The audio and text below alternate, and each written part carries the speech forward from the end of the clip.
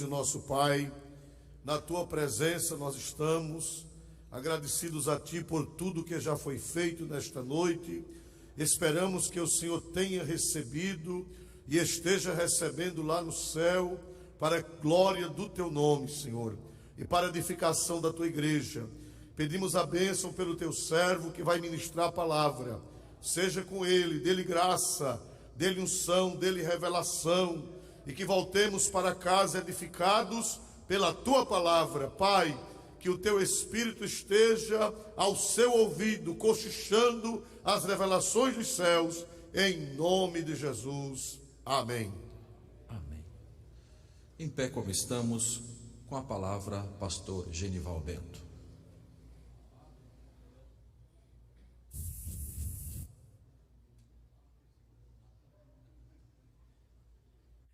Queridos, com muita alegria quero saudá-los com a paz do Senhor. Quero louvar a Deus. Torne os nossos assentos, por gentileza. Quero agradecer a Deus pelos 110 anos da Assembleia de Deus no Brasil, a qual faço parte com muita alegria. Quero agradecer o nosso pastor presidente, José Wellington Bezerra Júnior, na pessoa do pastor Percy. Quero agradecer a credibilidade, o carinho, como também irmã Rose, a pessoa da irmã Lídia. Que Deus recompense-os. Agradeço ao meu pastor presidente, pastor reverendo José Orisvaldo, com a sua muito digna esposa, minha irmã, nossa irmã, doutora Edilvânia Nicásio, este casal que tem cuidado da minha vida, da minha família, que tem orado por mim e me ensinado a viver. Pastor José Carlos, nosso pastor presidente da UMADENE, e em nome dele eu quero agradecer a Deus pela vida de todos os demais pastores aqui presentes, e como também as autoridades políticas aqui presentes. Quero, na pessoa do pastor Virgínio, reverenciar como Sua Excelência, senhor senador, agradecer a Deus pela vida de todas as autoridades políticas aqui presentes. Queridos, a Bíblia diz que quando Jesus, o Mestre, estava presente, os seus discípulos não sabiam orar, não expulsavam o demônio, não curava ninguém, e ele só tinha o direito, quando a coisa apertava, de dizer: Mestre, socorre-me. E nesta noite o meu mestre estará aqui, meu mestre José Orisvaldo, reverendo, socorra-me. Esta honra é do Senhor, não é minha. Socorra-me. Por gentileza, quero lhe oferecer um versículo. Disse Jesus: toma a tua cruz e segue. Quando o mestre dizia assim, o vento acalmava, né? Queridos, eu sei das restrições. Quero pedir a vossa paciência, não passarei. Porém, seria incompreensível da minha parte não dizer alguma coisa numa data tão especial e uma honra diante de homens do quais não sou merecedor de estar. Por isso eu quero ler na segunda epístola de Paulo aos Coríntios, quando Paulo escreve defendendo a sua chamada, dizendo, capítulo 11, os 2 primeiros versículos. Eu estou usando a NVI. Espero que vocês suportem um pouco da minha insensatez. Sim, por favor, sejam pacientes comigo. O zelo que tenho por vocês é um zelo que vem de Deus. Eu os prometi a um único marido, Cristo, querendo apresentá-los a Ele como uma virgem pura. Queridos, quando nós observamos esse texto, falando do contexto da igreja, precisamos ler e voltar ao contexto histórico da preocupação de Deus com a pureza do seu povo. O livro de Número, capítulo 3, vai dizer, a partir do versículo 5 a 7, que Deus autoriza ou manda Moisés chamar toda a tribo de Levi e apresentá-la a Arão. para que eles o servissem no trabalho do tabernáculo, com um objetivo: a igreja, o povo de Israel, a comunidade. Então a tribo de Levi, como sacerdote, foi levantada, foi organizada por Deus para cuidar do sagrado, para manter Israel puro através das suas orientações. Quando nós observamos, os irmãos observam que a partir daí os sacerdotes protagonizam. Todas as outras tribos podiam enriquecer, empreender, cultivar, mas a tribo de Levi só tinha uma herança, que era o Senhor. O seu objetivo era apresentar Israel puro diante de Deus. Portanto, uma vez por ano, este sumo sacerdote adentrava, rompia o véu do tabernáculo para interceder como intermediário pela pureza de Israel. Com o passar do tempo, os irmãos percebam que a arca era o orgulho de Israel. A arca era um símbolo do que viria pela frente. Então, este passar do tempo, a ponto de que no período de Eli, esta pureza já não era visível por conta da corrupção que adentrou por meio dos seus filhos. Então estes homens já não apresentavam Israel com o teor de pureza, a ponto de que a arca é tomada e Cabode foi-se embora a glória de Israel. Com o advento de Samuel, o mau testemunho sacerdotal de seus filhos fez com que o povo abdicasse ducos e viesse a optar pela monarquia. Então a monarquia vem. Quando a monarquia vem, nós percebemos que agora Israel como um todo, então os reis protagonizam. O protagonismo vem para os reis, o chefe militar e oficial de Israel. Os sacerdotes agora serviam ao rei. Então, com o advento de Davi, a arca vem para Jerusalém. Ele traz a arca de volta. Com o desenrolar no período de Salomão, os irmãos vão de convir que os erros de Salomão fizeram Deus querer abrir mão da dinastia davídica, mas por amor a Davi, ele resolve dividir. Então, com a divisão do reino, 10 tribos vai para o norte, encabeçada por Jeroboão, e 2, representando Judá, fica no sul. O interessante é que esta dinastia que vai para o norte, se nós observarmos o contexto histórico e na linha do tempo, foram cerca de 209 anos. Desses 209 anos no norte, 8 dinastias diferentes passaram, 19 monarcas, e nenhum foi capaz de cumprir o que Deus pediu a Moisés, a pureza de Israel. No sul a coisa ficou pior. Se nós analisarmos a dinastia de Davi, vai dar em cerca de 454 anos. 21 monarcas passaram por ela e não conseguiram cumprir o que Deus falou a Moisés. Então vem o cativeiro. No cativeiro, a arca que Davi tinha recuperado vai embora de novo, desaparece. O glamour do templo de Salomão é acabado. O ouro, a prata, tudo vai por terra. E isso implica dizer que Israel se tornou impuro, a ponto de Deus trazer juízo por conta da impureza. 70 anos após o cativeiro, este povo volta. Agora já não vem mais a monarquia. Os sacerdotes voltam a protagonizar a história. Então, quando eles voltam sem arca, sem glamour, aí chegam em Jerusalém só a miséria. É aí que entra o profeta Ageu, de força, de coragem, sumo sacerdote Josué, Zorobabel, reconstrua, recomece, porque assim diz o Senhor: a glória desta casa será maior do que a da primeira. Ou seja, eles, em síntese, recomeçam, reconstrói o templo como o templo de Zorobabel. Anos se passam, cerca de 120 anos se passam, Então Deus resolve se calar. Não havia pureza à altura de Deus atender Israel. Então, como os 120 anos aproximadamente passam, a Bíblia diz que vem o silêncio de Deus. O silêncio que compreende cerca de 400 anos.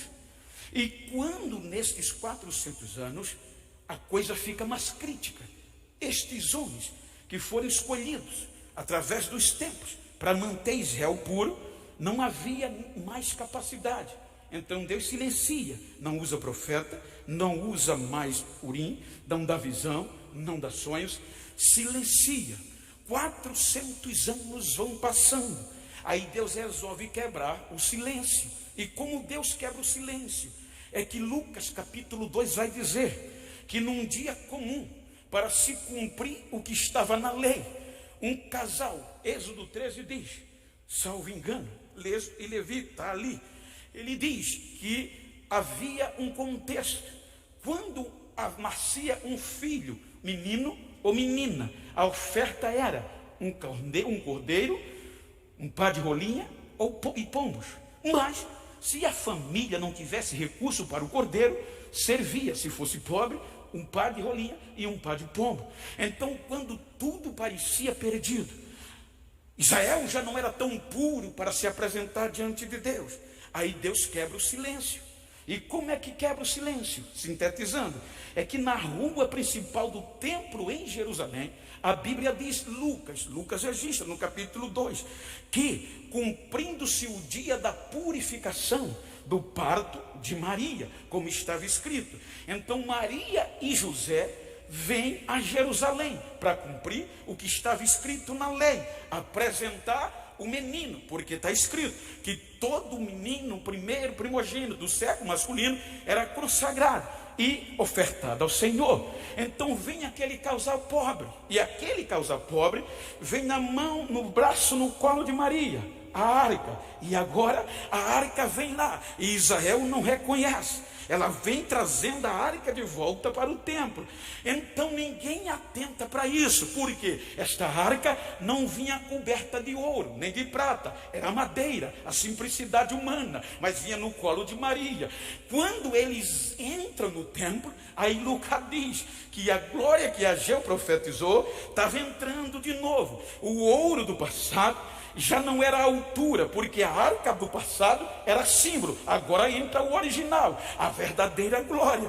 Então quando ele entra, diz Lucas, que no templo, naquela em Jerusalém, habitava um homem, já idoso, chamado Simeão, sem destaque, entra na história aqui.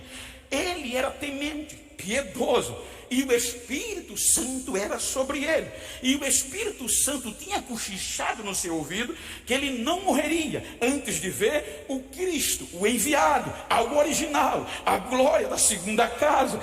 Então diz a Bíblia que quando Simeão vê aquilo, eu quero acreditar que ele se enche de poder, vai aonde está Maria e pega o menino no colo, e eu quero acreditar que ele levanta, e ele estava tão alegre que ele nem pediu outra coisa.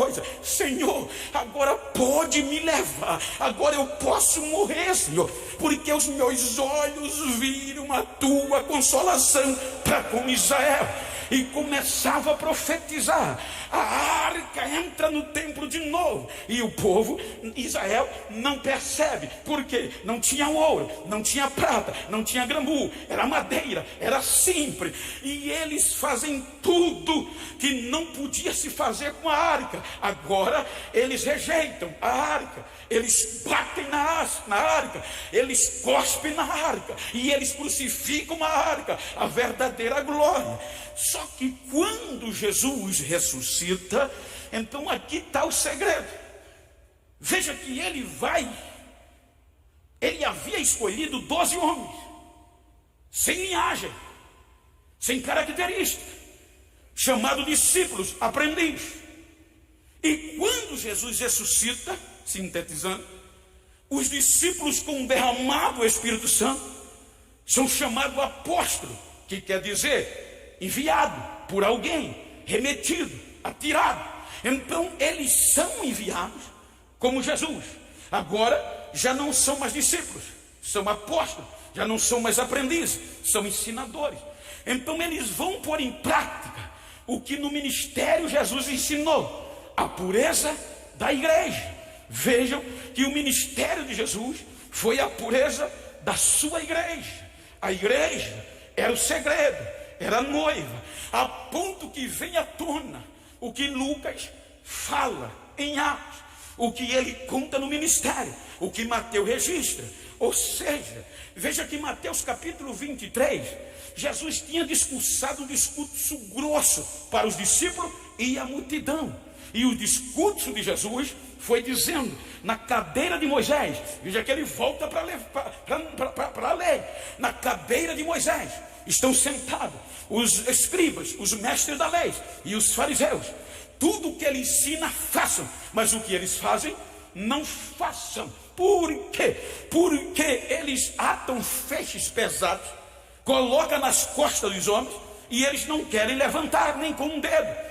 Só no capítulo 23 tem 4 a 5 ais de Jesus. Ai de vós, escribas, fariseus e hipócritas.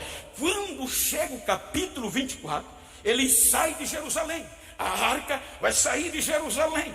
Então os discípulos olham o glamour do templo e diz: Senhor, que coisa linda, olha, não ficará aqui pedra sobre pedras que não seja derrubada.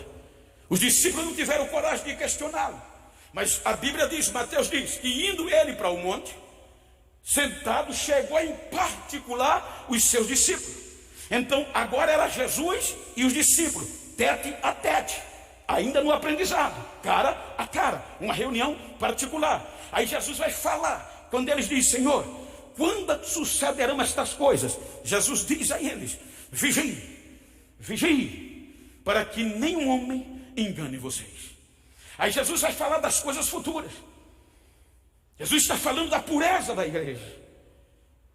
Jesus termina o capítulo 24 falando do servo bom e do servo infiel. Quando entra o capítulo 25, Jesus vai para a cultura. Veja que é a primeira vez que ele usa uma mulher para simbolizar o reino no futuro. Ele não diz o reino dos céus é, o reino dos céus será semelhante a 10 virgens, 5 loucas, 5 prudentes. Então ele vai falar de vigilância e loucura, de pureza. Quando você vai para a carta de Paulo aos Efésios, capítulo 4, veja que Paulo vai falar sobre 5 ministérios. Ele diz que Jesus subiu e deu os dons aos homens, uns para apóstolos, para profetas, pastores, evangelistas e doutores. 5 virgens, 5 ministérios. Veja o segredo da coisa. A morte de Jesus foi tão grande que tudo que os discípulos viram como discípulo, agora eles vão pôr em prática como apóstolos. Ou seja, eles viram quando Jesus, isso eles não entendiam ainda, quando eles bateram na arca, quando eles levaram Jesus à cruz, o interessante é que você vai ver Pilatos sentado no tribunal, faz a apresentação de Jesus e Barrabás, e eles escolhem Barrabás. Aí Pilatos diz: traga-me água, e lava as mãos, e diz: eu sou inocente do sangue deste justo, a responsabilidade é de vocês. E os judeus diziam: caiam sobre nós e sobre os nossos filhos o seu sangue. Se você for ler Número 19, você vê o contexto da purificação por meio da água. Disse Jesus a Moisés: diga aos israelitas que traga uma novilha vermelha, pura, limpa, sem defeito, sem nunca ter carregado carga. Entrega ao sacerdote Eleazar. Ele vai queimá-la fora do arraial. Quando ele queimar fora do arraial, então ele vai pegar uma vara de madeira de cedro, com isopo vermelho, e joga no meio do fogo, queimando com uma novilha. E aí vai vir alguém que depois vai juntar a cinza. Eles eram os impuros. Quando tudo em síntese estava queimado, um homem cerimonialmente purificado foi lá recolher a cinza. E essa cinza, disse Deus, guarde em um lugar seguro, fora do arraial. Para servir para quê? Para que os israelitas coloquem a cinza na água.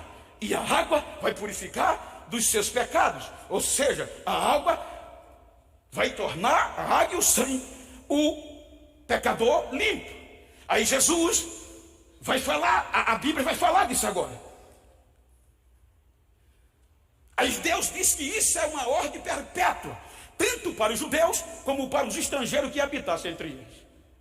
Aí veja que agora, veja o que é a igreja.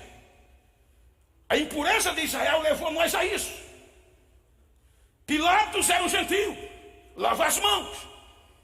Eu estou inocente, ou seja, a igreja sai pura da crucificação. A água e o sangue, ali Pilatos é um símbolo desta igreja, purificada. Aí Jesus vai dizer a eles: o reino dos céus é semelhança das virgens. 5 loucas e 5 prudentes. Deixa-me sintetizar. Quando Jesus disse isso, era cultural. Por quê? Olha a responsabilidade. Até o final do Novo Testamento não conseguiram purificar Israel diante de Deus. Agora, pela água e pelo sangue de Jesus, a igreja sai limpa, pura, inocente. Disse Pilatos: eu sou inocente do sangue deste justo. E os judeus diziam: caia sobre nós. Na cultura judaica,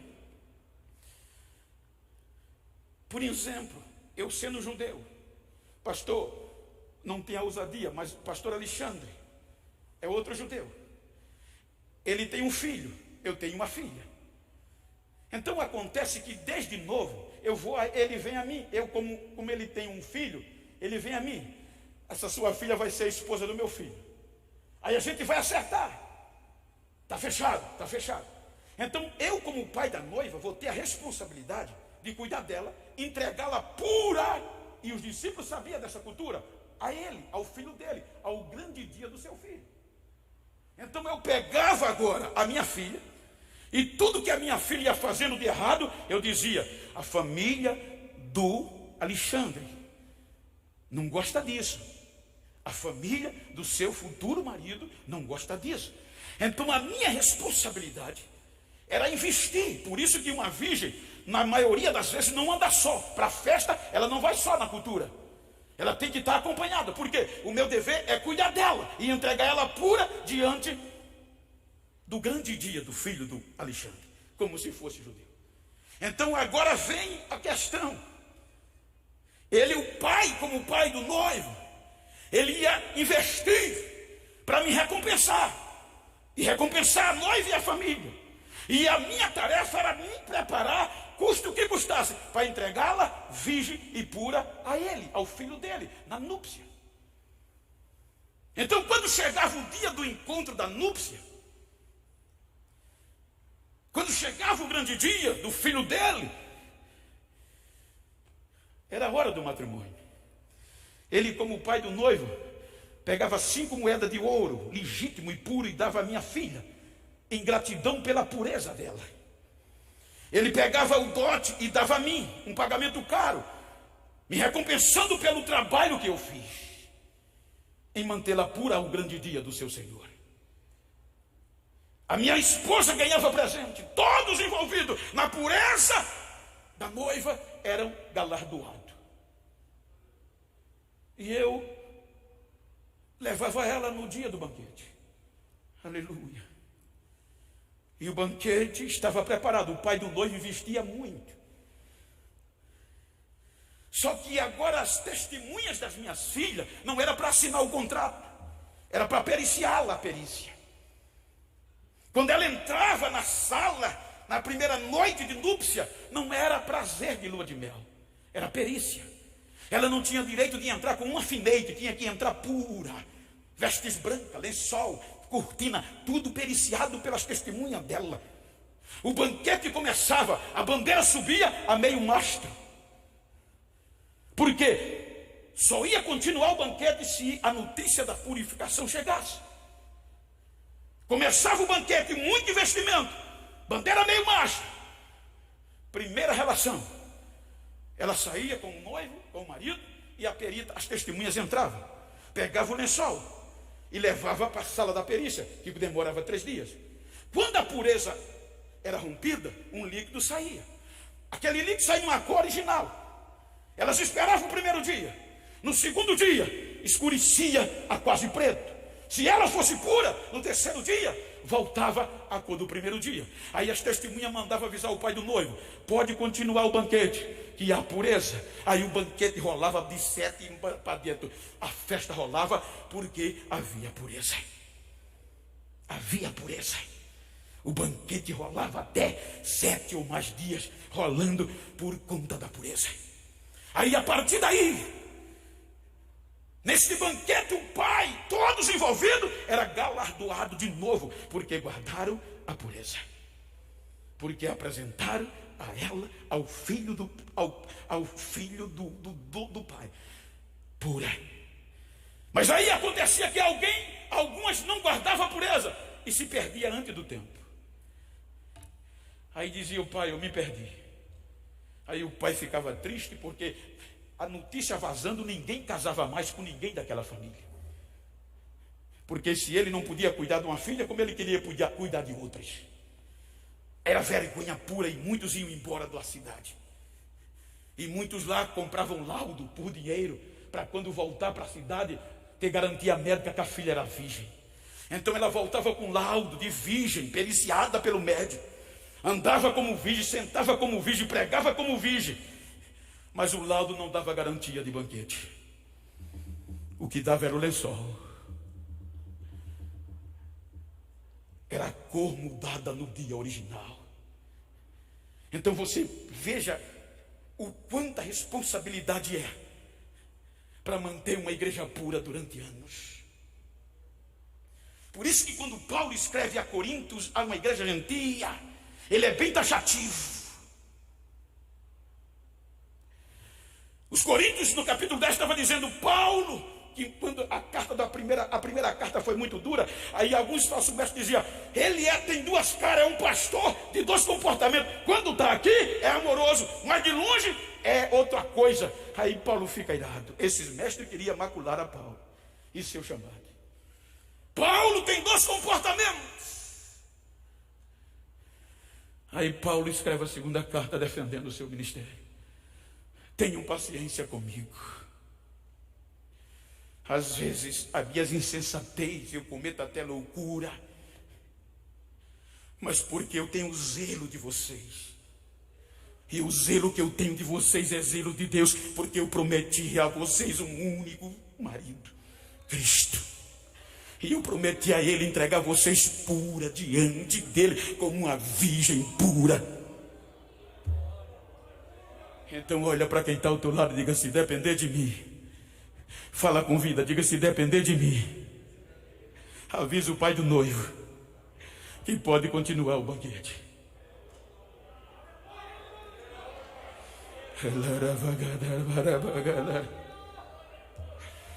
A bandeira subia. Quando as peritas diziam: continue o banquete, a festa rolava, porque todo mundo dizia: a pureza, a pureza, a pureza. Quem tinha laudo não entrava. Quem usava laudo não tinha azeite. Quem usava laudo só ficava na porta: deixa eu entrar. Aleluia. Mas quem tinha pureza, 110 anos.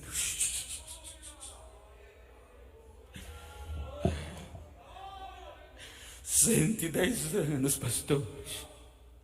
Eu louvo a Deus pelas vossas vidas e coragem. Muitas vezes a gente não quer entender os senhores.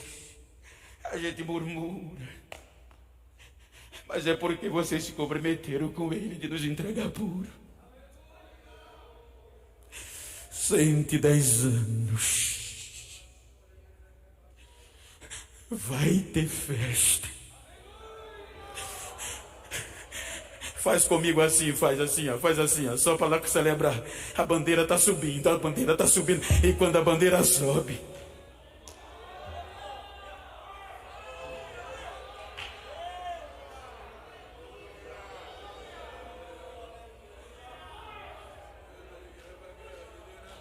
aleluia, glória a Deus, glória a Deus. Com alegria vamos ouvir o cantor Oséias de Paula, hino Semeador e Cefeiro.